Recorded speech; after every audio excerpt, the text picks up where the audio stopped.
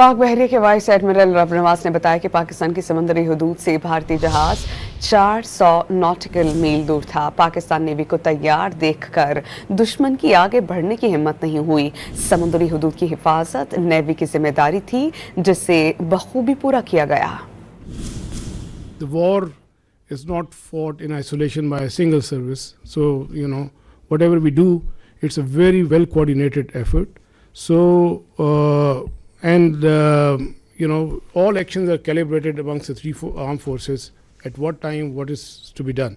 So, at that time, when that was the video of 4th and 5th of May, we just demonstrated that we were keeping a very close vigilance, and I've mentioned our the very effective coordination and collaboration with Pakistani Air Force.